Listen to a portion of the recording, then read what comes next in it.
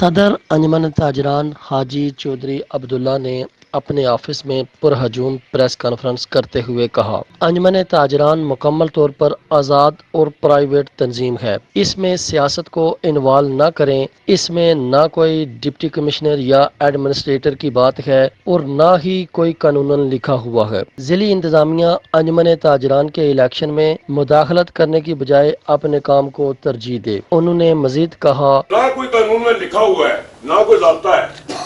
ہاں، deputy commissioner صاحب تاجروں کے وہ کیا کر سکتے ہیں، ایس ڈی ایم صاحب آ کر کیا کر سکتے ہیں، فروٹ والوں کو، سبزی والوں کو، ریڑھی والوں کو، ہوٹلوں والوں کو اور بیکری والوں کو، تمام کریانے والوں کو، سب کو کیا کر سکتے ہیں۔ لیکن یہ قانون میں کہیں نہیں لکھا ہوا ہے کہ ڈپٹی کمشنر صاحب ڈائریکشن دیں گے یا جو تاجروں کی فہرستیں ہیں وہ ایڈمنسٹریٹر بلدیہ جو ہے وہ بنائے گا۔ ہم الیکشن کے لیے مکمل طور پر تیار ہیں، میں آئینی و قانونی صدر ہوں۔ ڈاکٹر عبدالشکور راجہ کو ایک گروپ نے انتظامیہ کی ملی بھگت سے الیکشن کمشنر بنایا جو کہ غیر آئینی ہے۔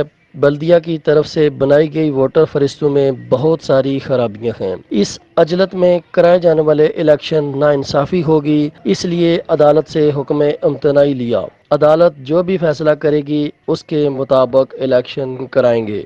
ساتھی رپورٹر عمران خالد کے ساتھ سعد چودھری، کے ای نیوز، بھیمبر، آزاد کشمیر۔